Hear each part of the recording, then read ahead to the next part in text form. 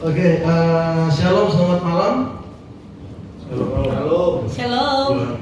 Sekali lagi, shalom, selamat malam. Halo. Oke, izinkan saya menyapa Anda dengan shalom Elohim Bezem Hamasiah. Ya. Shalom dalam kasih Yesus Kristus. Iya. Amin. Amin. Sekali lagi, coba karena ini tempat untuk belajar, kalau kita sapa dengan shalom Elohim Bezem Hamasiah, coba untuk menjawab dengan Elohim Shalom Bezem Hamasiah, belajar saja. Oke, kita coba ya. Shalom Elohim Bezem Hamasiah. Elohim. Shalom ya. Shalom damai sejahtera Elohim bagi kamu Bezem dalam nama dan Hamasiah Yesus Kristus. Jadi saya mengucapkan shalom bagi kalian semua damai sejahtera bagi kalian semua dalam nama Yesus Kristus. Tuhan yang hadir bagi kita, menebus kita dari segala dosa-dosa. Dan biasanya salam ini sangat penting sekali, apalagi untuk orang-orang Israel. Dan kalau orang-orang Arab Kristen, biasanya kalau kasih salam mirip dikit dengan teman-teman kita yang Muslim. Kalau yang Muslim kan Assalamualaikum warahmatullahi wabarakatuh. Nah kalau di sana di Arab itu dia cuma Assalamualaikum warahmatullahi wabarakatuh, tidak pakai alay, jadi cuma Assalamualaikum warahmatullahi wabarakatuh. Jadi nggak ada alay. Orang Kristen di sana kalau kasih salam jangan pakai alay, langsung Assalamualaikum warahmatullahi wabarakatuh. Salam itu penting sekali. Kalau di Manado sendiri, kalau ada yang bilang shalom, orang jawab damai di hati ya. Ada yang jawab damai di hati, shalom. Karena shalom itu kalau dia berdiri tunggal, artinya kalau di orang Israel cuma jadi hai. Jadi sama dengan bahasa Korea yang suka nonton film Korea. Kalau di Annyeong Haseo itu halo apa kabar. Kalau cuma Annyeong cuma halo. Jadi shalom kalau berdiri sendiri cuma jadi hai. Jadi kalau dia bilang hai, damai di hati hai. Seperti itu, salam itu sangat penting. Oke, perkenalkan dulu, nama saya Andre Nehemia Lahama. Nama ini diberikan oleh ibu saya dengan profetik. Jadi persis seperti Nehemia, tapi di masa muda saya persis seperti Nabi, bukan Nabi. Ya? Tadi waktu di belakang kita WA Pastor Marcos, kita bilang Pastor, kawan-kawanmu ada di sini 5 orang. 2 minggu lalu, 3 minggu lalu kalau nggak salah di Gesba di Ertram kalau nggak salah ya. Waktu itu tapi ada tingkat telepon dia bilang Kak, ada orang Kak Marcos. Jadi saya memang ada hubungan dekat dengan Pastor Marcos. Kami ada satu komunitas yang nanti juga kita akan ketemu di sana, tapi masih di dalam bawah tanah untuk membombardir kota Manado ini. Tadi kita WA dia bilang oke, sampai dia banyak datang, dia bilang sibuk. Jadi nanti kita bilang Pastor Marcos ketemu dengan Pastor Jadi bisa ketemu, dia bisa gabung katanya. Dan kita mau langsung ke materi. Jadi begini teman-teman, Bapak saudara sekalian, materi saya diminta dibagi 2 sesi karena ini memang bukan khotbah pengalaman hidup, melainkan ini sesuatu yang memang sangat diperlukan. Kenapa diperlukan begini? Banyak orang Kristen ketika ada orang bilang begini, coba minta bertanggung jawab Alkitab kita palsu atau tidak. Jangankan dulu di luar agama Kristen, bagaimana dengan sesama kita? Masih banyak organisasi-organisasi yang mengaku diakui Kristen, tapi tidak mempercayai otoritas Alkitab kita. Kalau kita sering ketemu dengan teman-teman yang seiman bilang begini, kita percaya dengan segenap hati dari Alkitab itu firman Allah. Oke. Kalau ada orang tanya, sekarang begini, di Alkitab itu ada di Raja-Raja, kandangnya Salomo itu dihitung dengan 960 kandang. Sedangkan di Samuel, ada tawaran dari Samuel dihitung dengan 167.000. Ada yang bilang, ya mana yang betul? Orang Kristen waktu hadap dengan begini, dia akan bilang Roh Kudus yang akan menjawab. Satu kali kita bilang begini teman-teman, 1 hasta sama dengan berapa senti? Coba tanya Roh Kudus kan. Berapa nih? Roh Kudus itu mengingatkan apa yang kita pelajari. Makanya orang Kristen butuh yang namanya belajar. So, namanya Cafe Bible Study. Makanya kita akan belajar tentang Alkitab. Jadi nanti di kelas selanjutnya, kalau kita diizinkan prosesi, terima kasih Bapak dan juga Pastor Jerry. Di selanjutnya kita akan belajar kontroversi ayat yang memang agak bertentangan. Sepertinya menurut orang di luar bertentangan. Seperti yang tadi, karena memang Kalau tadi cuma masalah yang menghitung, yang mensensus, yang satu. Jadi begini, kandangnya itu ada yang satu barisan besar, itu 3 hitungan. Jadi ada yang hitung itu 1, penghitung yang 1 menghitung itu 1, 2, 3. Jadi mana hitungannya benar, dua-duanya sama. Hanya gaya mensensusnya yang beda. Itu satu bukti bahwa Alkitab kita tidak melenceng. Nah ini akan sedikit unik karena memang Alkitab dijadikan bahan untuk diremehkan. Banyak orang mungkin Alkitab itu kitab porno. Ada yang bilang Alkitab itu tidak ada otoritas sama sekali. Bahkan waktu pertama, kalau nggak salah di rumah, tapi mama sementara dulu, itu pertama kali kita mama kaget, teriak kencang sekali. Pas kita lihat ke depan, ternyata ada teman-teman dari saksi-saksi Yehova yang sementara ngobrol dengan dia langsung teriak nama Yesus. Kita memang ini anak gembala, jadi kita ke opak gembala dulu dan sekarang kita mama janda sekarang. Karena beberapa minggu yang lalu kita papa dipanggil kembali ke sisi yang Maha Kuasa. Dan waktu itu pas datang bicara soal Alkitab, bingung dia. Pelayanan sudah tahun-tahun, tapi waktu ada yang bilang soal Alkitab itu palsu, bingung. Nah jadi sesuai dengan flyer yang ada, karena ini bikin 2 sesi, kita akan membahas tentang jadi yang dipilih karena batu Yesus dalam kitab Apokrifa dan juga Pseudegrapha. Mungkin kalau yang latar belakangnya sekolah teologi, soal apokrif dan pseudegrapha itu hal yang sangat biasa. Apalagi dikasih karunia kan ada juga. Salah satu orang yang ex-muslim kan, mungkin Tuhan berteman lama. Nggak tahu kalau Kak Keo sekarang masih di situ atau sudah ini? Sudah di istri. Oh sudah sendiri. Lalu masih di situ atau enggak? Apokrif itu jadi Alkitab kita disebut Alkitab kanon. Kanon itu artinya bulu pengukur. Jadi sesuatu yang menjadi ukuran untuk dijadikan kitab. Jadi kitab Apokrif dan Pseudegrapha ini adalah kitab-kitab yang biasanya dikenal dengan kitab di luar kanonisasi. Cek. Kitab di luar kanonisasi. Begitu juga dalam Pseudegrapha. Kalau Apokrif bisa ditemukan, kalau Apokrif Perjanjian Lama itu bisa ditemukan di teman-teman kita yang Katolik. Ada Katolik sini? Itu disebut Deuteronomika. Itu kitab Apokrif yang Perjanjian Lama. Kalau Perjanjian Baru, makanya saya akan mengajak teman-teman semua untuk baca dulu ayat. Karena dia bilang katanya kalau tanpa ayat Alkitab bukan Bible study. Jadi mari kita membaca dulu surat Paulus di jemaat di Galatia, pasal yang pertama ayat 6 sampai ayat yang ke-10 kita akan baca secara bersamaan. Oke, 1, 2, 3. Aku heran bahwa kamu begitu tegas berbalik daripada Dia yang oleh kasih karunia Kristus telah memanggil kamu dan mengikuti suatu Injil lain yang sebenarnya bukan Injil. Hanya ada orang yang mengacaukan kamu dan yang bermaksud untuk memperkalikan Injil Kristus. Tetapi sekalipun kami akan menolong kamu dari surga yang memberitakan kepada kamu suatu Injil yang berbeda dengan Injil yang telah kami beritakan kepadamu, terkutuklah dia. Seperti yang telah kami katakan dahulu, sekarang katakan sekali lagi, jikalau ada orang yang memberitakan kepadamu suatu Injil yang berbeda dengan apa yang telah kamu terima, terkutuklah dia. Jadi, bagaimana sekarang? Adakah aku cari kesukaan manusia atau kesukaan Allah? Adakah aku coba berkenan kepada manusia? Sekiranya aku masih mau mencoba berkenan kepada manusia, maka aku bukanlah hamba Kristus. Oke, surat ini ditujukan kepada orang-orang Keltik di bagian Turki yang disebut dengan jemaat Galatia. Karena biasanya kalau orang Kristen, contohnya kalau disebut Abraham dari mana? Coba satu boleh jelaskan Abraham berasal dari mana? Biasanya kalau kita tanya, Abraham berasal dari mana? Banyak bilang Ur Kasdim. Jadi Abraham itu berasal dari kota yang bernama Uri, penduduknya orang Kasdim. Begitu juga dengan Galatia, nama tempatnya Galatia, penduduknya orang Keltik.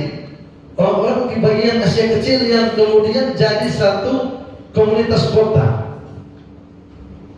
Diberikan secara teologis ini disebut surat pertama Paulus untuk jemaat di Galatia, dan kemudian Paulus menuliskan begini, aku heran bahwa kamu begitu lekas berbalik. Injil ini ditujukan kepada jemaat Galatia yang pada waktu itu ketika Paulus datang dan Paulus keluar, Galatia dihebohkan dengan pengajaran, dua pengajaran yang disebut dengan Marcionis, dan yang kedua Gnostik. Ajaran Gnostik ini anak dari satu ajaran sebelum Marcion yang disebut Serentian atau Serentianus. Biasanya ajaran-ajaran begini DP nama orang yang orang jadikan DP pemahaman sama dengan Arius jadi Arianus begitu. Ini contoh di Perjanjian Baru.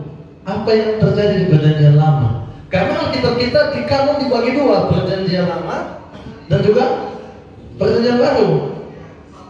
Alkitab ini memang sebutannya Alkitab, tapi memang secara garis besar itu bukan Alkitab. Alkitab disebut karena memang sudah ada kanonisasi.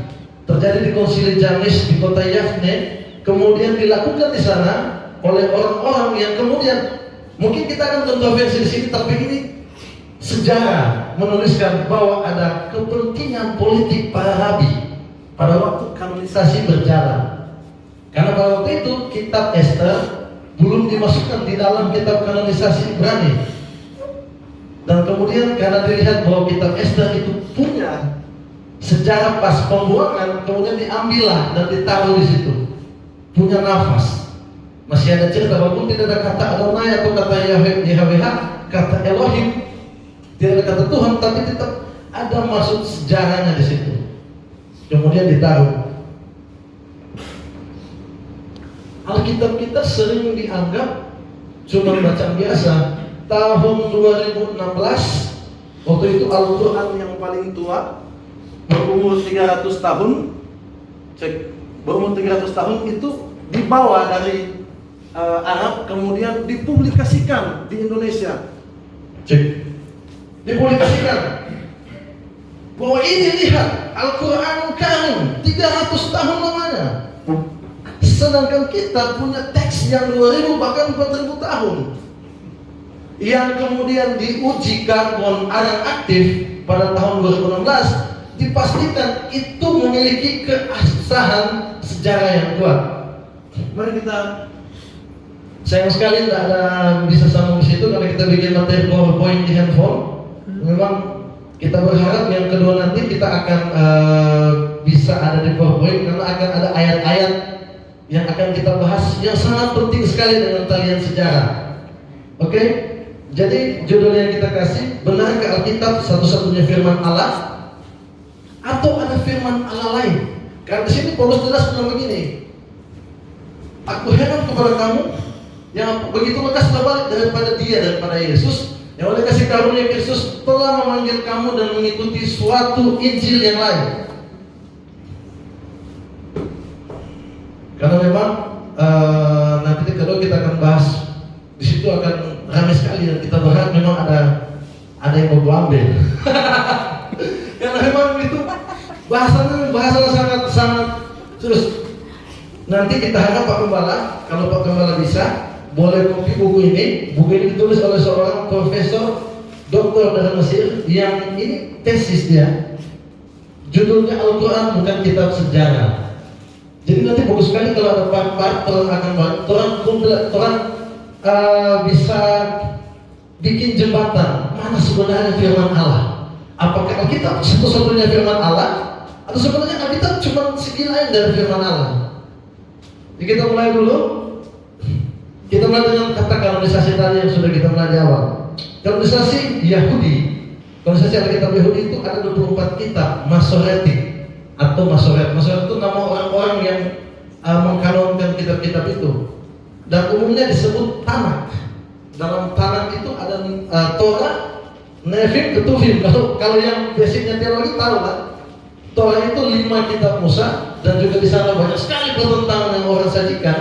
Kemudian Nevim itu ada kitab-kitab sejarah, Ketuvim itu kitab-kitab nabi besar, nabi kecil. Jadi Ketuvim itu sejarah, Nevim itu yang nabi besar, nabi kecil. Besar kecilnya bukan karena ya saya lebih besar, bukan, tapi karena tulisannya membuat yang diterima lebih banyak.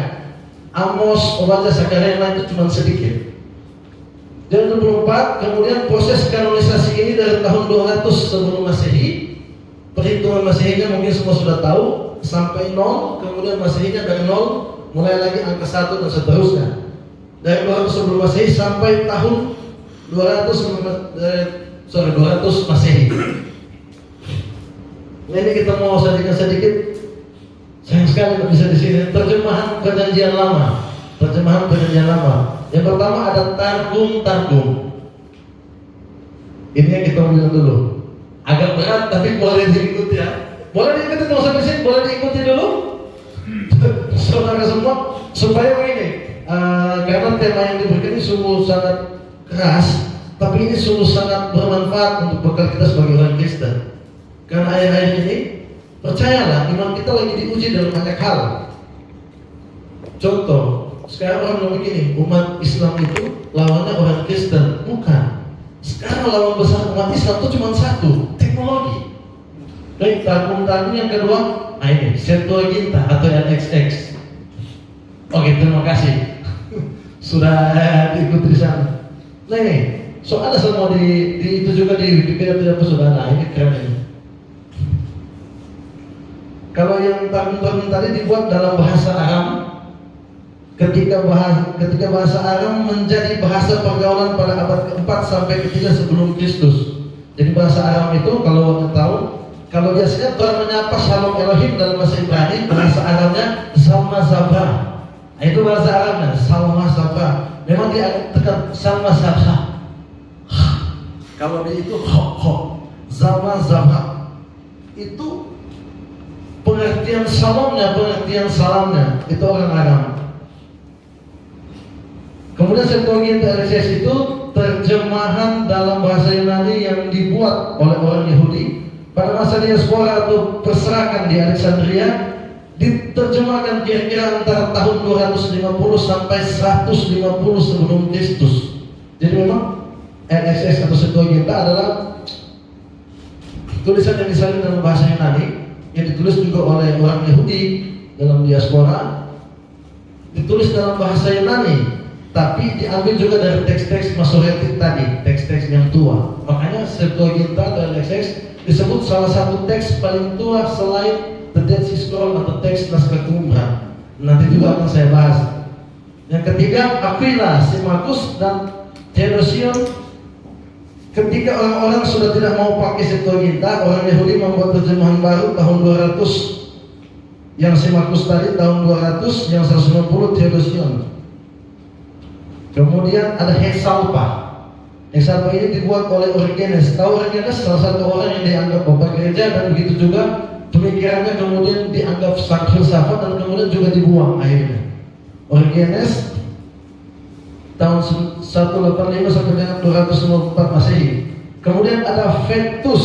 Nah, ini kita sering sekali suka sekali baca. Namanya Vetus Latina atau Italia. Biasanya Injil Barnabas. Itu referensi besar dari sini. Karena Injil Barnabas bahasa saya tulis dengan bahasa Italia. Masa zaman Yesus ada bahasa Italia? Itu kan salah satu yang ada di Injil Barnabas. Kemudian ada Pesita, terjemahan dalam bahasa Syria kuno, dipakai pada akhir abad ketiga oleh gereja di Syria. Yang terakhir, terjemahan ke dalam bahasa Indonesia. Ditaruh di sini ada dari Dr. Marsior dari tahun 1773, kemudian Dr. Hecklinger tahun 1872, kemudian terjemahan baru oleh Lai tahun 1974. Yang terjemahan Pesita tadi, kalau ada yang mau tahu atau suka siar, suka lihat, di jalan saya sekarang ada gereja Ortodoks Koptik yang juga masih menyimpan secara originalitas budaya Mesir dan juga Syria. Nanti boleh lihat di sana. Orang mulai itu dari komunitas, kemudian sekarang orang-orang dari Mesir sudah datang. Salah satunya Abuna John Edward, dia datang minum dulu. Panas kan? Seperti otak kita malam hari ini. Kemudian datang di sini, kemudian sekarang kalau suka lihat di teks ada beberapa teks ada di sana. Karena memang rencana itu bukan cuma sekedar gereja akan dijadikan tempat wisata untuk orang bisa tahu teks-teks kuno dan juga tempat-tempat bersejarah sebelumnya untuk menguatkan bahwa Alkitab benarkah satu-satunya firman Allah. Secara otoritas, karena saya yakin di Cafe Bible Study ini punya pengajar-pengajar yang luar biasa, ada Pastor Jerry Elin juga yang pasti secara biblikal sangat kuat, karena beliau saya ikuti di Facebook cukup lama dan memang secara biblikal saya kurang mumpuni dibandingkan beliau. Anak saya memang dilatih untuk yang pertama untuk apologetiknya dan kedua untuk memang bagian sejarahnya. Jadi saya hanya melengkapi saja buat teman-teman semua, karena saya yakin kita saling melengkapi sebagai tubuh Kristus seperti yang kita bilang lalu. Haleluya. Tubuh Kristus ada kepala itu Yesus, kita bagian tubuhnya. Banyak sekarang gereja itu berjalan tanpa kepala. Jadi usahakan kita tetap dengan kepala yang tepat. Oke, salah satu kita punya orangnya. Kita anggap dia seorang ayah. Jadi dari pertama menetas belajar dari Malang, kemudian kembali bersama dengan anak beliau juga karena anak dari Om Jenny, kami satu guru, tapi lebih lama anaknya Om Jenny yang belajar di sana. Karena kita juga di sana di Malang. Kami belajar dengan salah satu orang yang sudah tidak asing lagi di Indonesia, namanya Dr. Bambang Nursena. Dilatih di sana, digodok di sana. Karena pertama kali kita datang, kita seperti tempayan kosong, tapi seolah-olah hebat. Makanya ada grup yang masuk di bikin, kita paling malas sekali kalau ada orang bahas Calvin. Bukan karena anti Calvin, tapi karena mari kita back to the story. Yang mana disebut dengan kebenaran. Karena dulu waktu kita menghadap beliau, kita sangat Calvin. Waktu kita menghadap kita guru, kita anggap kita orang paling hebat. Tapi dia bikin malu kita waktu satu kelas. Waktu kita lihat semua, ternyata semuanya tertuju pada Yesus. Coba pelajari sejarah ini. Semua hanya tertuju pada Yesus. Selanjutnya kita akan mulai dengan kitab Apokrif Perjanjian Lama. Ada perjanjian baru? Ada yang tadi, yang Paulus bahas. Karena kitab Apokrif Perjanjian Lama itu sudah dikanonkan, disebut Deuterokanonika atau kanon kedua setelah kanonisasi Alkitab. Itu Deuterokanonika yang dipakai umat Katolik dan itu sejarah. Memang tidak bisa dipercaya secara otoritas, tapi itu bisa dipakai sebagai referensi sejarah. Namun Deuterokanonika, Deuterokanonika ini di dalam ada yang disebut dengan kitab Yesus bin Sirak.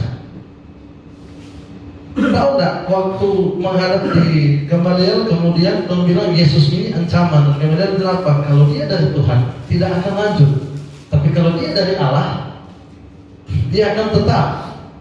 Seorang guru, muridnya Rasul Paulus yang kita kenal sekarang, pernah muncul satu orang yang bernama Yesus bin Sirak sebelum Yesus Kristus.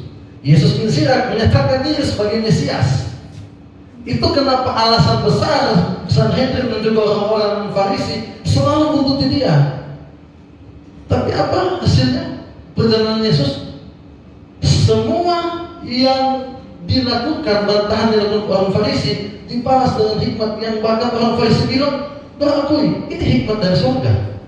Pada waktu Yesus berhadapan, kemudian dia tanya, kutanya padamu, baptisan Yohanes dari Allah atau dari manusia? Tuhan kan bercakap di sana. Kalau Tuhan bilang dari manusia, Tuhan percaya Yohanes itu nabi. Tapi kalau Tuhan bilang dari Allah, memalukan nanti. Masa Tuhan tidak percaya? Waktu Tuhan bilang Tuhan tidak tahu, Yesus bilang apa? Kalau begitu kita juga mau bilang. Kita tahu bahwa jawaban tidak memberitahu juga jawaban. Itu hikmat yang luar biasa. Di zaman itu belum ada anak alay seperti sekarang. Ojo nih. Kalau sekarang mau bilang Jok, sudah jawab ojo nih. Itu cara menolak anak-anak zaman sekarang. Tapi zaman dulu hikmat yang luar biasa yang dia munculkan di depan orang Farisi. Itu sebabnya orang-orang menolak ketika muncul nama Yesus Kristus. Salah satu referensi yang terjadi waktu itu dalam kitab sejarah, kitab Apokrif, kita bisa tahu bahwa ada satu orang bernama Yesus bin Sirak datang maju mengaku Mesias. Itu kenapa mereka menolak. Tapi Tuhan bilang, ini seperti keledai, itu ada di Talmud. Salah satu referensi orang Yahudi tahu, Kita sudah baca semua buku itu dan memang sungguh sangat sakit kepala waktu belajar. Karena awalnya kita cuma pemuda remaja biasa yang tahu tentang teologi Calvin, yang cuma datang dengan sebagai bejana kosong, memohon kepada seorang yang dianggap hebat, kemudian belajar. Hari ini kita sadar memang bahwa ternyata ketika semakin kita gali, semakin belajar, kita menemukan Yesus dalam titik koma kita. Itu yang disebut kasih karunia oleh Paulus. Makanya ketika Hebrew Grace keluar, banyak orang kaku. Bukan nanti sekarang, dari zaman Paulus ada. Kalau begini, Paulus ini seperti menemukan pacar yang baru, pacar yang lama dia setia. Dia bilang pada waktu dulu dia anggap itu kekuatan, waktu dia mengenal Kristus itu bodoh. Makanya perkataan Paulus banyak sekali hiperbola, banyak sekali hal yang perlu kita pelajari. Tapi intinya cuma menyatakan Yesus itu satu-satunya Tuhan. Amin. Yes. Kita sekarang menganggap Alkitab itu firman Allah. Tapi bagaimana dengan mereka yang waktu itu tidak punya Alkitab? Rasul Paulus tulis surat 10 surat di dalam Perjanjian Baru, tulisan Rasul Paulus yang namanya dulu Saulus. Kita mengaku itu. Nah, bagaimana zaman dulu tidak punya pedoman? Nah, kita punya pedoman sekarang, tapi pedoman kita ganggu. Sekarang kalau hari ini ada orang tanya begini, Yesus itu Tuhan. Boleh tanya satu anak, boleh interaksi dengan kita siapa? Bro, boleh? Kalau kita tanya begini, jawab jujur saja. Yesus itu Tuhan, kau percaya? Percaya. Yesus itu makan, percaya tak? Percaya. Yesus itu minum, percaya tak? Dia beol, percaya tak? Di mana ada Tuhan yang beol? Waktu kecil dia nangis, tak nangis. Dia boker, ngompol, tak ngompol. Siapa dia ngompol? Apa tanggapan iman kita ketika ada orang datang mengganggu otoritas bacaan kita? Sebenarnya orang tanya begini, kemana Yesus di saat umur 12 tahun? Simpel sekali. Makanya ada orang yang sampai hari ini kalau ajak kita dialog tertunggal, kita bilang itu anak SD. Makanya ada satu keluar, kita pastor dari di grup itu sampai bilang, oh kalau begitu gua anggap kita anak SD dan minta maaf Om Jen, dia orang GPDI. Pada satu dia keluar dari pengembalaan, kesetinggan pengembalaan pelayanan sama-sama. Dan apa? Kalau begitu kita sudah pikir lagi soal itu, karena kita pikir bagaimana Injil Kristus sampai. Amin. Haleluya, haleluya. Terima kasih Tuhan. Kasihan sendiri Mas. Kasihan. Lanjut kalau begitu, kitab Saudara, kitab ini salah satu surat saja kita sebutkan. Ada surat Aristes, kitab Jobel, kemudian ada kenaikan Yesaya ke surga. Kitab Saudara ini kitab di luar kitab Apokrifa. Jadi Apokrifa melenceng, nah dia lebih Apokrifa kiri, dia kiri sekali. Ini Saudara, tapi diakui sebagai salah satu kitab sejarah. Kitab Saudara ini memuat nama-nama orang hebat, ditaruh di depan kitabnya, kemudian banyak orang membaca. Nah, kitab-kitab ini berinkarnasi di Perjanjian Baru. Kita biasa jadi di kitab itu tulis Yesaya naik ke surga. Kalau Yesus naik ke surga, banyak saksinya. Cuma kalau Yesus naik ke surga, Yesaya naik ke surga, tidak ada saksi. Di kitab itu kita sudah baca sepenggalannya yang kenaikan ke surga itu. Dinyatakan sampai Nabi Yeremia menyaksikan. Padahal mereka beda jauh sekali. Makanya Yesaya Yeremia Tuhan mengulang nubuatan yang sama. Kenapa? Karena di zaman yang berbeda. Nubuatan itu tidak putus di nabi-nabi besar sampai nabi kecil. Ada itu. Kita jangan lama tenang. Kemudian, nah itu kitab-kitab yang memang kita kasih perkenalkan dulu, ini cuma berlatar belakang. Nanti pertemuan kedua kita harap kita bisa bawa materi, bisa copy materi, kemudian bisa ada LCD. Nah kita harap memang ada interaksi yang panjang supaya benar-benar kita menggali bahwa betul nggak Alkitab ini satu-satunya firman Allah. Kita ketemu dengan saksi Yehova, Kita ini entah kenapa kalau lihat orang Mormon di jalan kita suka sekali aja pakai. Soalnya mana ada yang pakai buku ambil. Suka sekali pakai. Ini saksi Yehova, Mormon dan yang lain. Banyak orang takut. Kenapa banyak orang usai? Bukan karena dong takut, percaya. Ada orang yang beriman begini, sampai kapanpun Yesus tetap Tuhan. Tapi alasan ditanya kenapa begitu, tak tahu. Soalnya tapi bapak dan mama itu percaya Yesus. Jadi kita mesti percaya. Kita akan masuk dengan cepat di mujizat terbesar dalam sejarah pada abad ke-20. Masih ada waktu, Ustaz? Yaitu Wadi Qumran. Orang sebutnya dengan Gua Qumran, tapi orang sana bilang dia Wadi. Wadi Qumran atau Wadi Murabaat di dekat Benteng Masada. Benteng Masada itu di dekat, kalau mulai DP video Qumran Bego yang panjang begini, di bagian sini ada benteng yang setengah di Qumran, itu Benteng Masada namanya. Tempat tinggal suku Ta'amir atau suku Badui atau sekte Aseni yang sering mengembalakan domba. Pernah di Wadi Qumran seorang gembala namanya Muhammad Adib. Muhammad Adib ini seorang gembala yang tidak bisa baca tulis. Muhammad yang ini mencari dombanya di sekeliling Gua Qumran, kemudian dia ambil batu, dia lempar mau coba pancing domba, pas dia lempar berbunyi seperti kendi. Pas bunyi petak, bunyi pijat, dia heran ada apa ini? Karena dia buta huruf.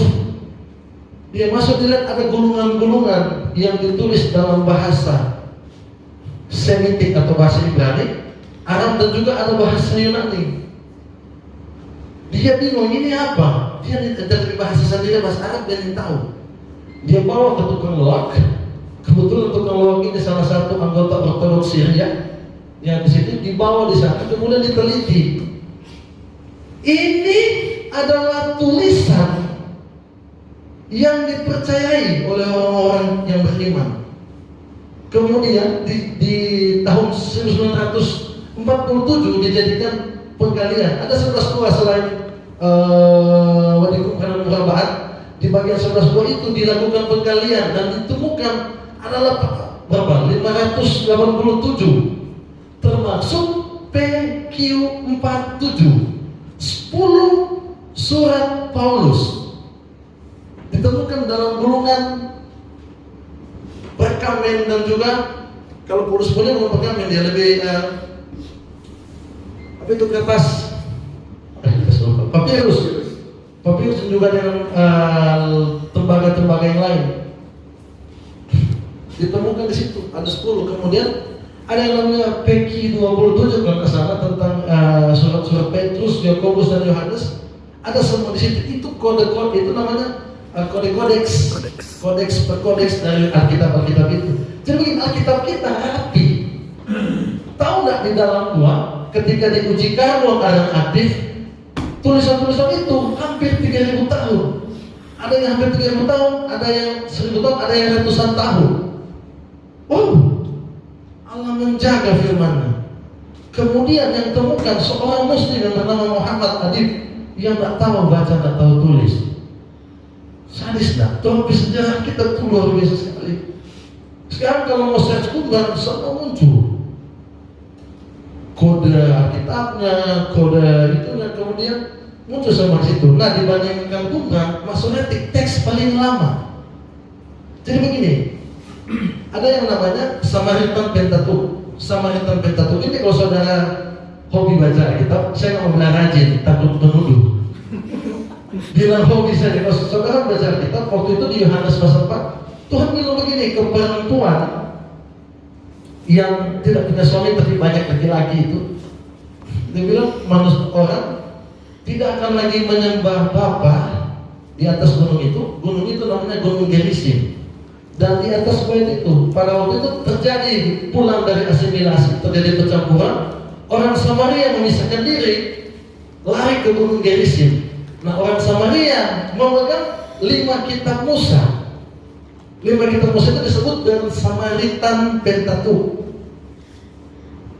Samaritan Pentateuch dengan trompet teks. Kalau ada yang baca Biblia apa Hebrew apa yang Brown Hebraika Biblia itu Itu bisa lihat di sana. Jadi 3 agama, Samaritan itu masuk agama. Samaria, Yahudi, Kristen punya kitab yang sama. Yang Samaritan Pentateuch definisi begini. Kalau yang Yahudi punya, kata pertama di Kejadian pasal 1 kan Bereshit bara Elohim. Kalau Samaritan itu cuma bunyi ini, Barasit bara Elohim. Cuma beda itu karena orang masih sama orang Yahudi. Bisa dideteksi. Kemudian masih banyak orang Kristen yang bilang, tapi kenapa kalau begitu Alkitab ada kata gigimu seperti rusa yang berbaris dan lari? Kenapa mesti ada kata aku memijak dengan lidahku? Satu kali kita ke teman yang dia bilang gini, kita pengen lepas dari pornografi, kita bilang baca Alkitab, tapi kita sarankan baca Matius dulu. Dia bilang kenapa? Karena kalau Kidung Agung dulu kacau kan. Jadi kita sarankan Matius dulu. Banyak orang yang seperti begitu. Nah semua kalau nanti yang kedua, Tuhan akan bongkar hal-hal yang sangat sensitif begitu. Mungkin ini di luar serius percaya, ini di luar dogmatika gereja. Ini di luar Calvin, di luar Yakobus Arminius, di luar ini bukti sejarah yang ada. Saya hanya ingin melengkapi Anda. Karena begini teman-teman, percayalah Manado kita hari ini. Kota Manado khususnya kita sudah 4951 secara garis kependudukan. Sulawesi Utara kita kalah, sudah 51 penduduk, kaum sebelah kita 49. Kenapa? Mereka bergerak dan kita diam. Kenapa? Mereka belajar dan kita cuma bahasa roh. Kenapa? Karena bagi kita menyembah pada dan kebenaran itu teriak-teriak di gereja bahasa roh sebagainya, nggak salah. Tapi Tuhan bilang pergilah. Tuhan ingin mau datang berkumpul kan seperti itu. Tapi ada begini, tapi kalau mau pergi kita takut. Kita mau bilang apa? Satu kali kita ke teman pelayanan di Brunei, dia satu bus. Dia temukan ada 2 perempuan, yang satu muram sekali. Dia tanya dia Muslim, yang satu Kristen. Terus tanya kenapa? Dia bilang kita ingin besok kita akan bunuh diri. Terus tanya kenapa bunuh diri? Kita berteman yang di sebelah dia Kristen. Tapi waktu kita tanya soal Yesus, dia tidak jawab. Kacau. Bapak Muslim Kristen ditanya, dia tanya tentang Yesus, dia takut. Kenapa? Karena dia pun begitu. Bicara tentang Yesus dibunuh. Teman-teman ini dia langsung ngomong soal Yesus. Hari itu perempuan itu tobat. Tahu nggak? Mungkin ada teman-teman Muslim yang so haus tapi nggak ngomong sama Tuhan. Tuhan takut. Nggak perlu tenang, nggak perlu S3, nggak perlu tahu banyak seperti kita seperti ini. Ketika hidup kita dengan Yesus, ada banyak hal yang Yesus mau perbuat dengan Tuhan. Tapi Tuhan terlalu takut. Artinya begini, orang-orang melihat zaman, sementara menilai zaman bahwa zaman ini Yesus sudah tidak lagi jadi prioritas pembicaraan. Pada waktu Paulus di penjara di Filipi, Paulus bilang begini, orang pikir dengan kita di penjara akan ada kemusotan Injil. Tapi waktu dia di penjara, justru Injil naik. Tuhan kalau lagi dicari, habis itu, serius. Pitung itu hampir ditunggang balikan, tapi karena Tuhan dicari dan memang jujur kita belum menikah, kita masih ingin merasakan fase yang seperti itu. Makanya kita tahan dulu, ya? Masih banyak yang belum. Dan mulai dengan begini teman-teman, kita harap bahwa saudara sekalian di sini percaya Yesus dengan iman yang luar biasa. Tapi kita butuh tahu untuk bisa memberitahu orang lain. Oke? Selanjutnya sekte SNI. Sekte SNI salah satu bukti bahwa kumpulan itu ada. Sekte SNI adalah orang-orang Yahudi yang tidak puas akan pemilihan imam-imam yang korup. Yang korup memisahkan diri dari Bait Allah di Yerusalem, mendirikan komunitas sendiri. Jadi kayak beginilah. Sekte SNI ini sama dengan gereja sekarang, besar. Ada 2 orang yang dianggap legend di dalam gereja. Sunak buku dengar, satu keluar, yang lain buku itu bikin komunitas sendiri. Karena ketidaksukaan terhadap imam-imam yang korup. Karena jujur pada waktu zaman itu politik Yahudi itu lebih kuat daripada politik Yunani. Tapi Yunani bahkan Roma mampu menunggang-balikan Israel dan berkuasa. Itu sekte Eseni. Kemudian naskah Qumran itu dari tahun 1952 sampai 1990 diadakan penggalian naskah 11 buah wadi murabbaat. Ada 567 naskah, 127 dari naskah itu Alkitab. Jadi dari 127 naskah dari 587 tadi itu, di situ ada kedisiplinan beribadah, liturgi orang Yahudi, kemudian Talmud juga di situ, referensi lain dari Alkitab, kitab-kitab pseudegrapher juga yang ditulis itu ada beberapa yang ditemukan, tapi 127 yang ditemukan sama kok seperti sama dengan teks Masoretik yang orang sudah punya. Persis teks itu. Kemudian di Perjanjian Baru seperti ada jalan yang sama. Kita selalu bilang begini, Anda semua tahu Christopher Columbus, seorang yang teorinya dipakai hari ini oleh satu bumi. Pelayarannya tidak dicatat, ditulis cuma Christopher Columbus berlayar seorang diri. Seorang diri ketika dia bilang bumi ini seperti teori yang disebutkan, ini bukan konspirasi, tapi ini fakta sejarah yang ada, dia bilang begitu. Satu dunia percaya teori itu. Yesus tahu nggak? Kelahirannya disaksikan lebih dari 5 orang. Kematiannya diarak lebih dari 300 orang, banyak sekali. Kenaikannya disaksikan oleh murid-murid. Dan orang masih banyak yang tidak percaya. Luar biasa. Nah, Alkitab kita, Tuhan Yesus itu sudah disaksikan oleh banyak sekali orang, dan masih banyak orang yang bilang, terbalik, Tuhan kok mati, Tuhan makan. Kalau dia Tuhan, coba selamatkan langsung, yang usah mati-mati. Bagi apa tergantung biomo di kayu salib? Kita sampai tapi malam tidur diganggu oleh orang Islam, telepon sedikit, bangun dulu, Tuhan mau dialog. Kita bilang, sampai dulu orang pikir kita ini Muslim, kita hampir tiap hari Jumat, kita selalu posting foto. Kita di masjid dan kita sholat sama-sama dengan teman pebangsaan. Karena Kristen terdahulu itu sholat dari bahasa Arab yang namanya tesola. Makanya siapa ini? Daud bilang 7 kali dalam sehari aku sujud di hadapan. Tiap hari 7 kali Daud teriak, Adonai Elohim. Yesus datang untuk memisahkan tembok itu supaya menyebut ya Aba ya Bapa. Yang kemarin pas terjadi bahasa. Percaya nggak? Kasih karunia bukan membuat Tuhan melegalkan Tuhan berbuat dosa, tapi semakin menarik Tuhan kepada keserupaan dengan Kristus. Oke? Nah ini ada satu naskah tertua dulu ya. Sebelum Qumran tadi kita sudah bilang ada naskah Masoretik. Naskah Masoretik itu sekarang dipegang di beberapa daerah. Yang pertama naskah Genida itu dipegang di Kairo, sinagoga. Di Kairo ada salah satu teks tertua dari naskah Masoret, ada di sana. Yang kedua naskah Aleppo ada di Syria. Yang ketiga naskah Leningrad itu ada di Rusia. Jadi pada waktu politik berkuasa ditemukan Qumran, orang Katolik membeli sebagian tanah daerah Qumran. Pada waktu Israel merdeka 1948, 3 tahun setelah Indonesia, Israel membeli dan tidak diizinkan oleh orang Katolik. Makanya Katolik ini penting sekali dalam pergolakan sejarah. Mereka membeli supaya apa? Supaya orang Rusia bahkan Amerika tidak bisa mengambil. Makanya disimpan di situ. Oke, lanjut. Dan naskah Masoretik masih kita King James versi yang diterjemahkan. Naskah Masoretik paling tua usianya dari akhir abad 9 dan abad ke-10. Nah, ini kita suka sekali.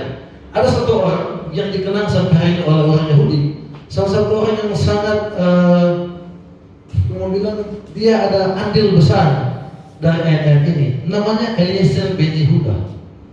Mungkin ada beberapa yang, kalau orang Yahudi kita kalau teman-teman di sinagoga yang dulu kalau masih sinagoga kecil, doang sering nanya begini, Eliezer ben Yehuda, Yahudi mevatea mile melhako mevahako dia. Ada disebut tentang lagu. Doang mengenang dia dengan lagu. Dia ini adalah orang yang kemudian banyak andil secara politik maupun spiritual, mengajarkan kembali teks-teks yang pada tadinya setelah Jenderal Titus tahun 72 Masehi itu dia dihancurkan bait Allah, orang Yahudi terserak-serakan. Nah dia hidupkan lagi bahasa Ibrani dari teks yang tadi dia yang ajarkan. Ini untuk mengenalnya saja, dan usah Tuhan itu cuma kita bacakan. Dia bisa sebutkan begini. Eliezer ben Yehuda, Yehudi Nefatea, Mile Hohakam Moho Hokadea, Hine Mahevet Alev, Painosma, Afan Nerena Venamsi Het Hayazma. Artinya, seorang yang bernama Eliezer ben Yehuda menghidupkan kembali bahasa yang hampir mati. Itu bahasa Yahudi. Makanya, tapi gue bilang begini, ngomong bilang begini yang lalu. Kalau seandainya Nabi Yesaya hidup, dia balik ulang hari ini, dia akan bingung kenapa kita berbahasa di zaman itu masih dipakai hari ini. Tidak ada perubahan, karena orang masih pakai di kitab yang sama. Oke? Jadi nanti kita berharap bahwa bagian yang bisa di copy ini nanti kita sortir dulu berapa karena memang tebal sekali. Nah buku ini di Manado untuk saat ini kita tahu baru kita yang pegang. Dan ini kopian. Kalau di Bitung banyak. Kalau di Bitung ada beberapa buah termasuk bukti yang lain teman-teman di sana semuanya yang pegang ini. Manado kita harap juga nanti kalau ada yang bisa kopi full lah. Untuk ilmu apa salahnya Tuhan berkorban supaya bisa menjawab. Nah kita tutup terakhir begini, cerita tentang Abraham. Jadi salah satu polemik besar soal masalah Alkitab.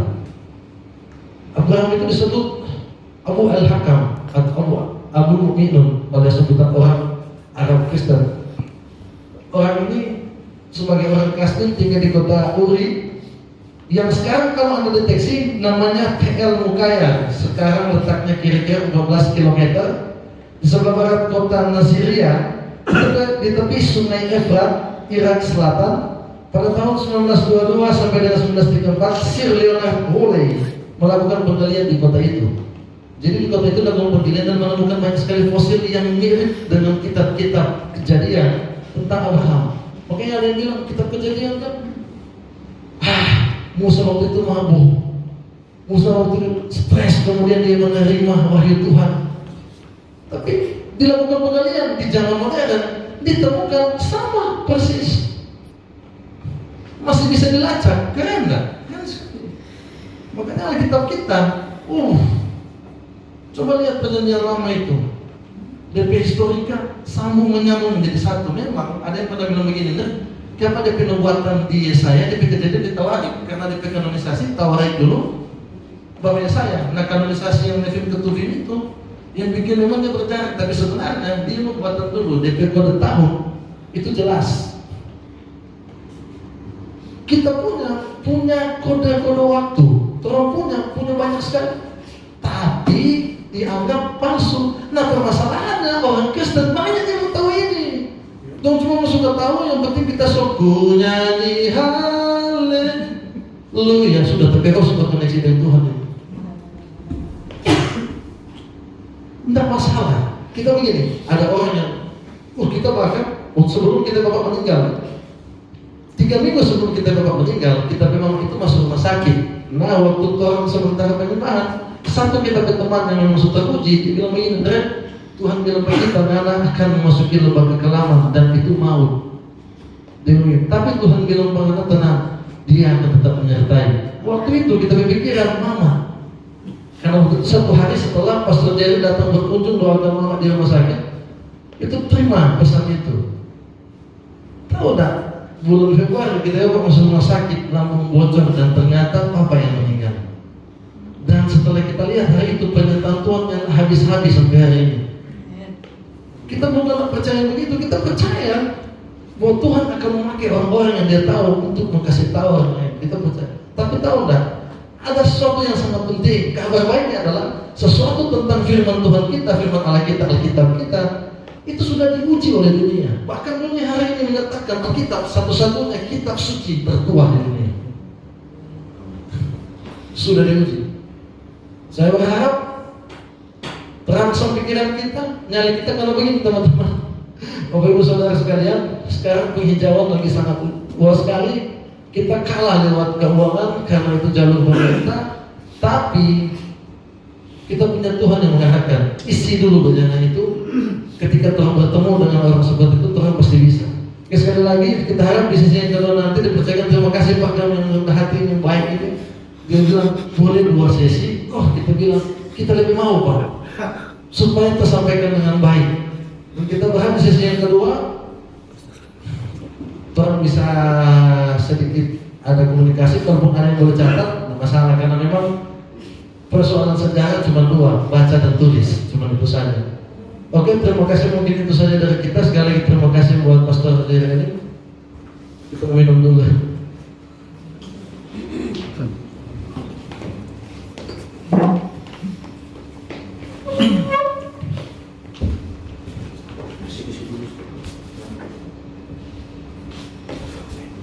Haleluya. Ya. Haleluya, sini susah ini. Ini mungkin pengaruh virus corona jadi masalah ya. Yang benar virus corona atau corona?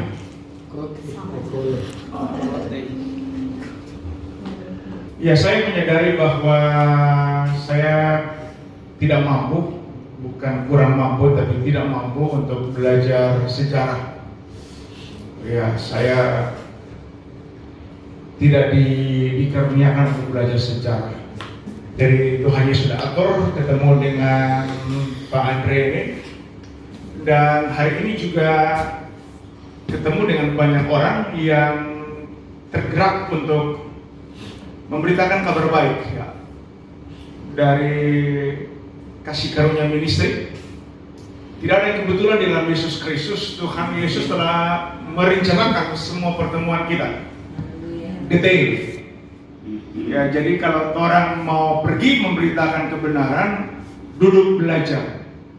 Jangan asbun. Apalagi jangan sampai jadi omor-omor. Ini omor-omor cuma cerita di sini karena omor-omor itu ditabur dengan kelapa, dapat lihat bagus, tetapi sebenarnya cepat amis. Ya. Kalau disimpan agak lama cepat amis, ya. Ya. Jadi jangan punya pengetahuan seperti omor-omor cuma. Ya, modalnya sedikit cetek tetapi korannya besar. Ya, jangan seperti itu. Jadi Tuhan sudah bawa datang untuk belajar. Nanti Pak Jamie punya tugas ada lagi. Ya, kemarin kita karena kasih karunia kita mendesak beliau untuk hadir di sini. Kalau tidak, jangankan lihat surga. Haleluya.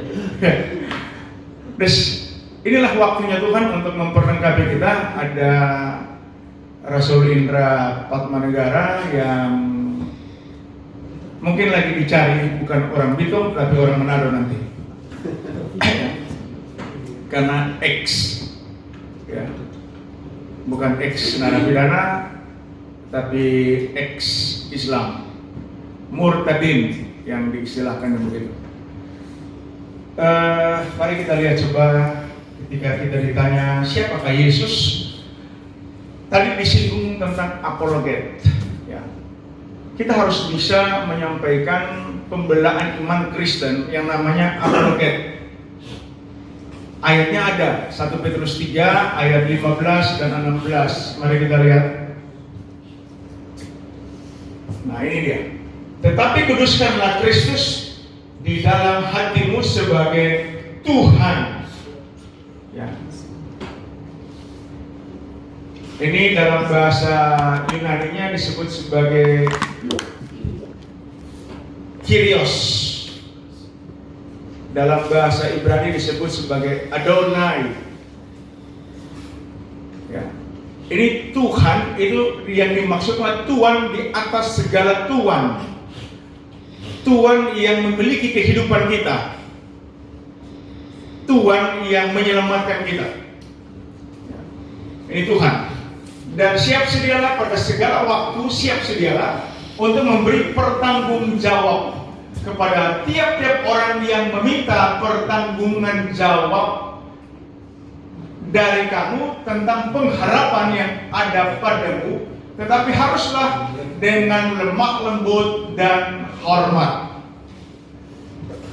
Ya, Yesus bilang barang siapa mengasihi nyawanya akan kehilangan nyawanya.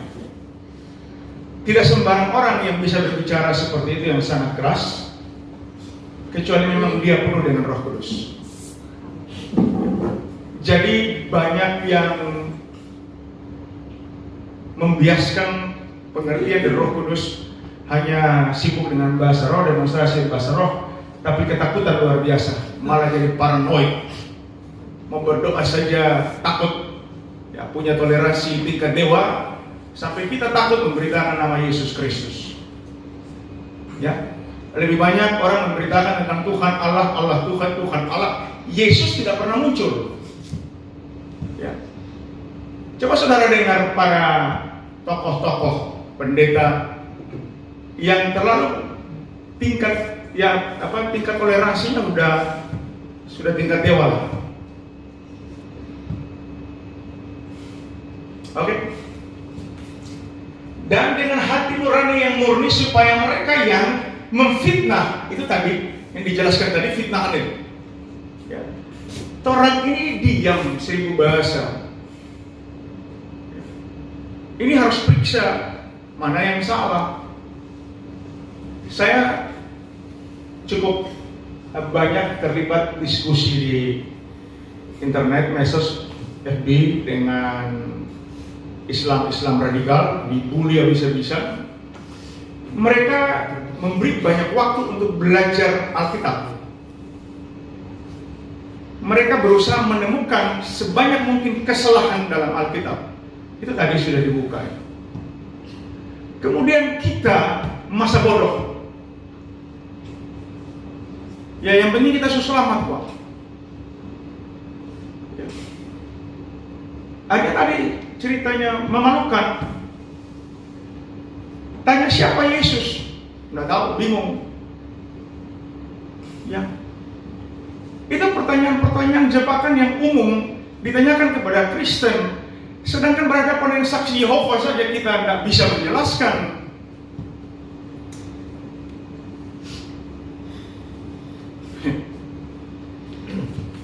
Saya kalau begini agak emosi. Karena banyak Kristen jadi Kristen pengecut dan pecundang. Tapi teriaknya kita lebih dari pemenang, menyanyinya luar biasa. Cuma jago kandang. Kalau di dalam gereja, gedung gereja, nah itu luar biasa sampai jago. Tapi kalau keluar, mau memberkati orang saja, Tuhan Yesus memberkati.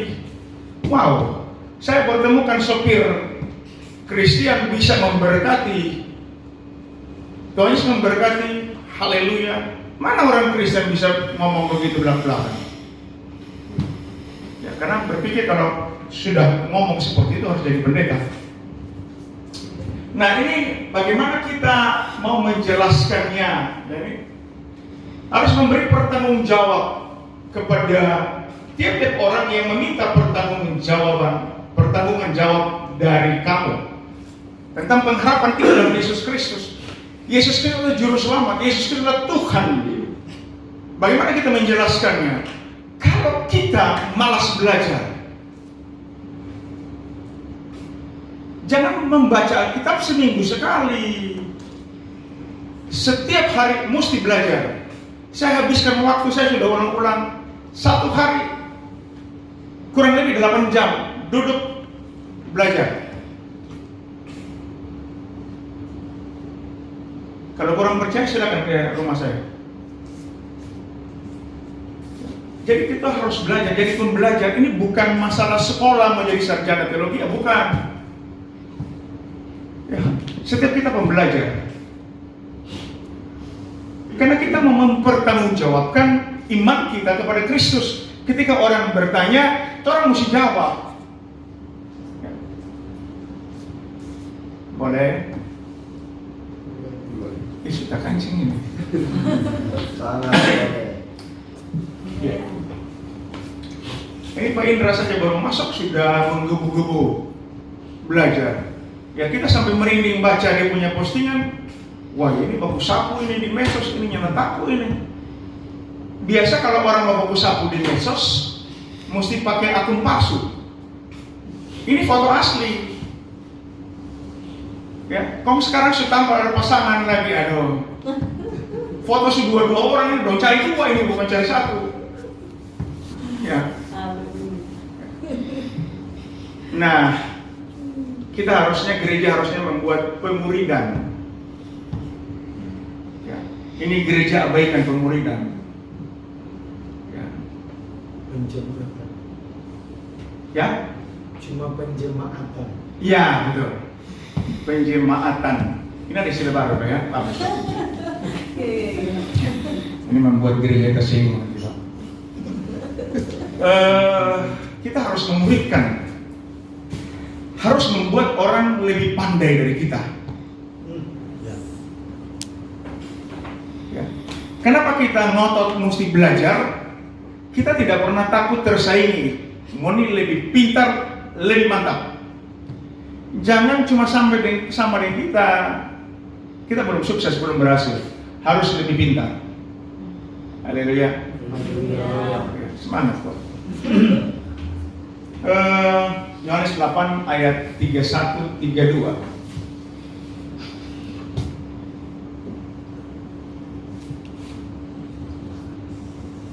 Yohanes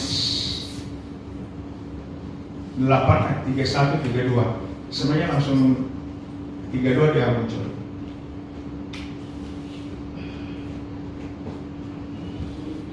Perhatikan ya. Maka katanya kepada orang-orang Yahudi yang percaya kepadanya, ini Yesus yang bilang, jikalau kamu tetap dalam firman-Ku, kamu benar-benar adalah apa ini dia? Muridku. Ya. Muridku. Jadi tolong kasih tahu ke pendeta-pendeta yang biasa mengklaim ini jemaatku, bertobat pendeta. Ya. Ini kalau kamu tetap tinggal dalam firman-Ku, maka kamu benar-benar adalah muridku. Jadi kalau murid harus tetap tinggal di dalam firman, belajar firman, baca terus, ya. Dan kamu akan mengetahui kebenaran. Ini pakai kata ginosko, itu mengetahui secara benar, belajar kebenaran. Coba kita lihat pakai kata aletheia di perbandingan, coba. Perbandingan. Oke. Ya. And ye shall know the truth, and the truth shall free you. Ini pakai bahasa kau di Indonesia.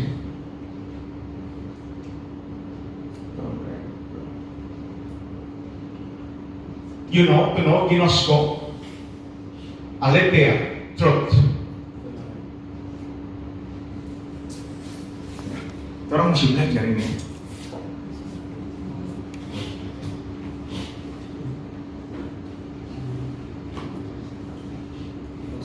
Aletheia ini ada pada Kristus. Jadi orang belajar pada Kristus, belajar teladannya, belajar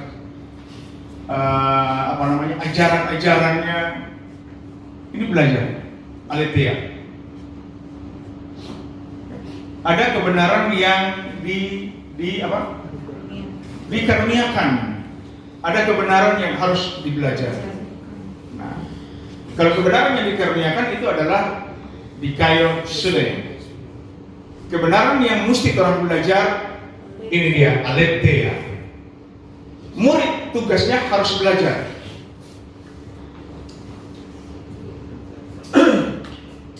Ada 3 tahu dalam interlinear Yunani. Tahu paling rendah tahu namanya eido. Itu tahu itu karena orang berhubungan, ya, sering baku kontak. Kita tahu Pak Ivan, kita tahu Ivan dari sana. Ya. Ivan tuh tukang gerak-gerak, dan tertawa bro. Sampai kita juga tahu bro.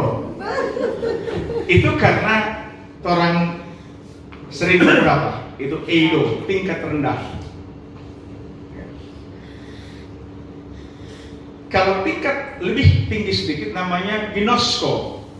itu tahu karena belajar. Nah, Yesus maksudkan ini, belajar. Jangan buat Roh Kudus bingung. Nyana belajar cuma catat tuh Roh Kudus benar. Nanti kalau Roh tanya Roh Kudus bingung dengan ada otak kosong.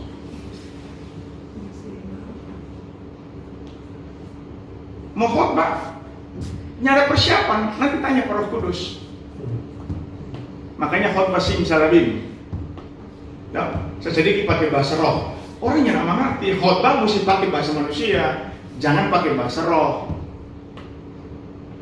Jangan terlalu ngeroh, nggak ngerti. Ya. Kan Yohanes 16 ayat 13, coba lihat dulu.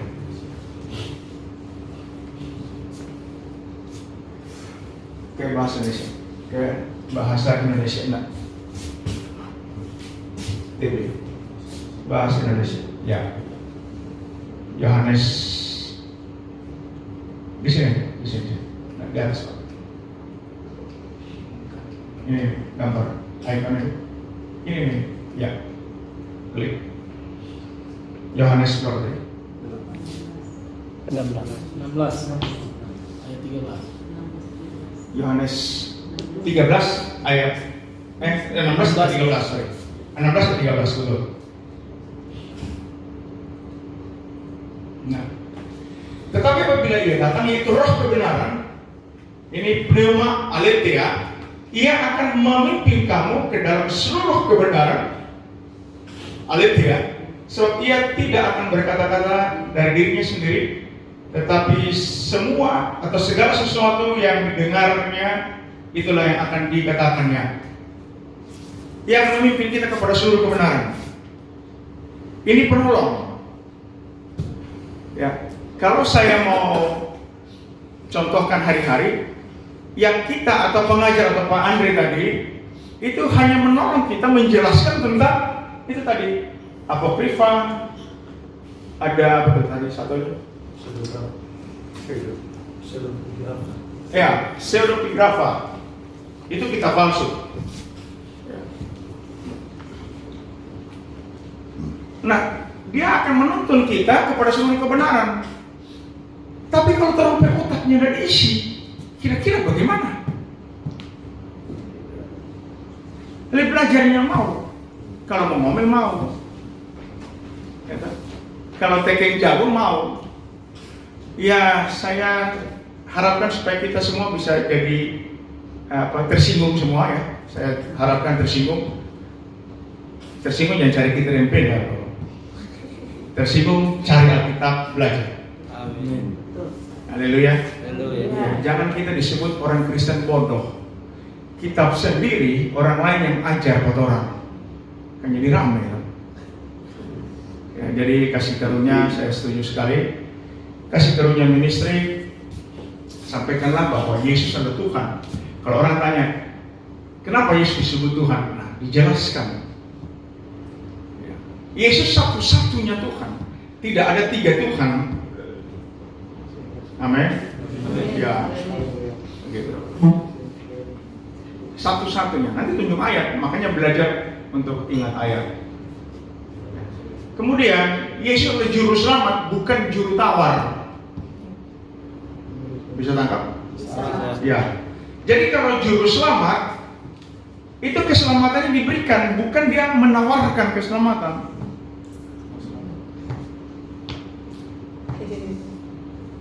Kalau keselamatan diberikan, itu yang diberikan keselamatan kekal. Pak Stanley terima keselamatan kekal tidak, Pak?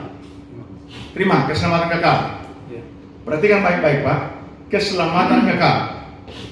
Sudah terima, Pak? Yesus juru selamat memberikan Pak Stanley keselamatan kekal. Setuju? Setuju? Apakah keselamatan kekal itu diupayakan oleh Pak Stanley atau kasih karunia? Kasih karunia itu adalah pemberian cuma-cuma yang tidak pantas kita terima diberikan kepada kita. Oke, setuju, Pak? Saya tes dulu. mau kasih tahu ke orang-orang luar sana tentang kasih karunia. Nah, kalau keselamatan yang Pak Stanley terima kekal, bisa hilang nggak?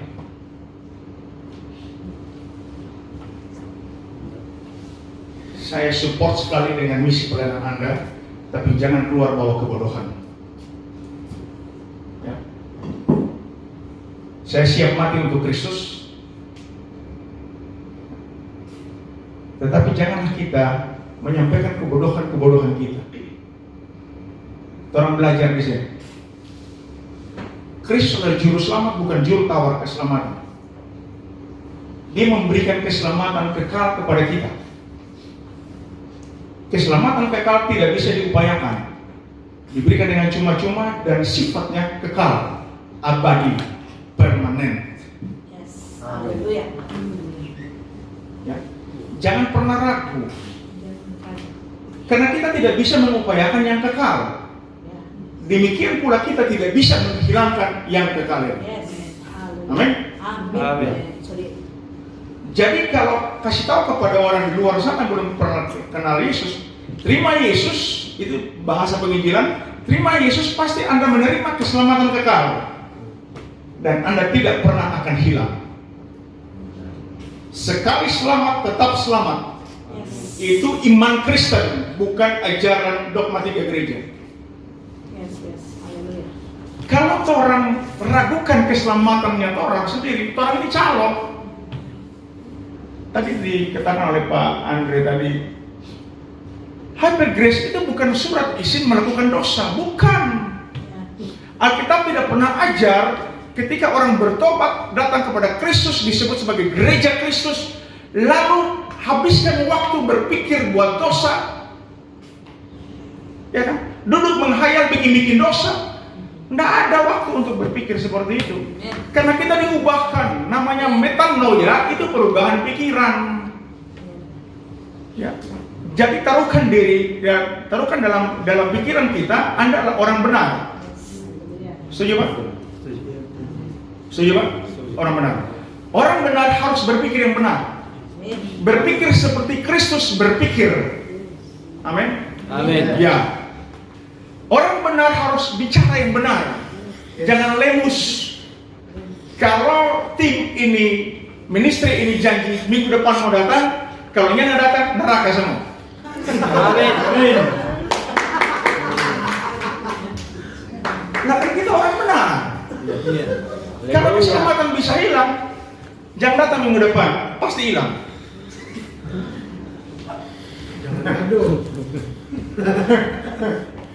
Bahasa kita harus bisa dipercaya.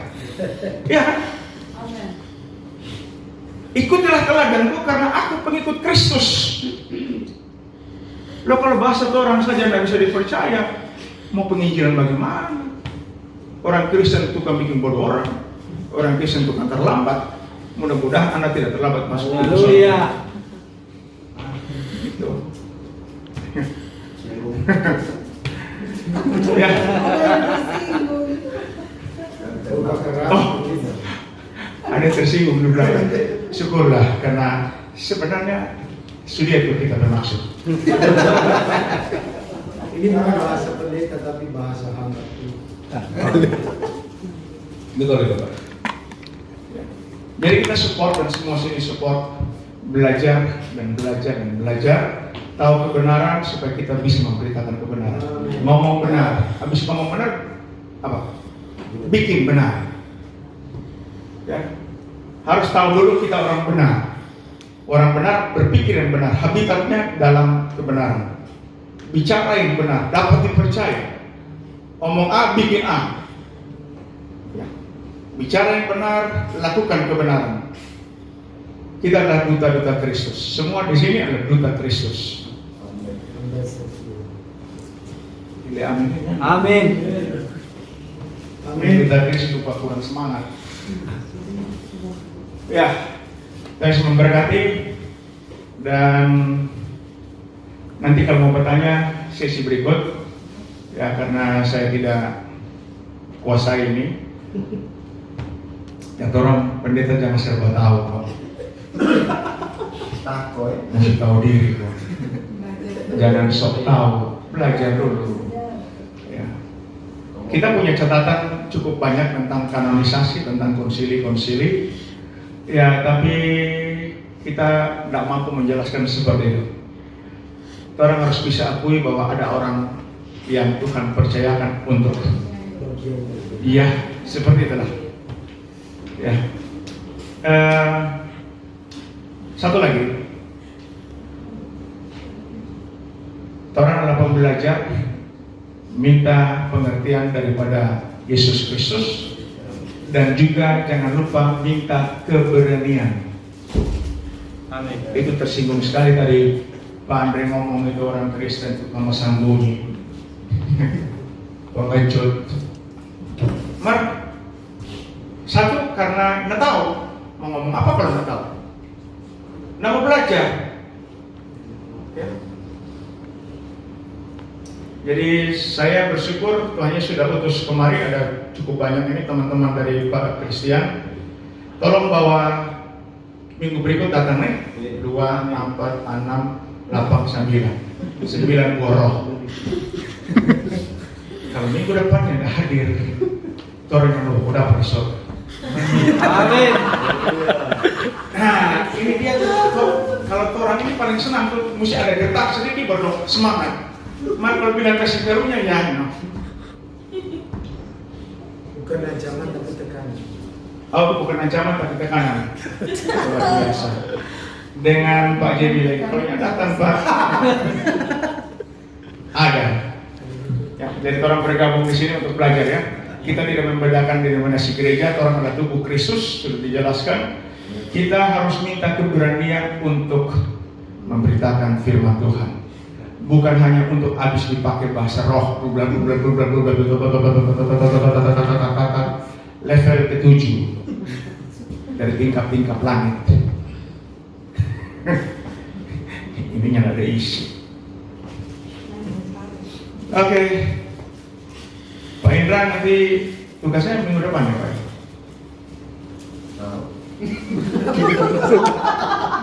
Fokus lain. Dua sesi. Next, itu dulu. Oh, Calon pengantin dulu. Nyambung tuh dua. Nanti Pak Indra minggu depan. tanggal 5. Di jadwal minggu depan Pak Indra. Oh Pak Indra. Tanggal 12 Andre. Tapi ini minggu depan masih. Minggu depan Pak Indra. Ya. Tanggal 12 Andre. Oh, tanggal 12. Tapi fleksibel no? Oh ya. Nanti atur. Nyambung. Pak Andre, Abuna. Sebut Abuna kan bagus. Abuna bukan Abu Nawas. Kalau bisa 3 sesi lebih bagus. Ya, orang mesti siap belajar karena memang kita mesti belajar. Ya, pembelajar itu siap belajar. Oke? Kalau murid, tugasnya murid harus belajar. Ya, kalau nyanda dapat nilai ayat-ayat kursi. Tidak ada yang bertanya lagi, oke sudah selesai. Ih, becek banget. Tidak mau bertanya contoh. Oh semua bertanya. Nah, kita buka kan tadi bulan dapat pertanyaan.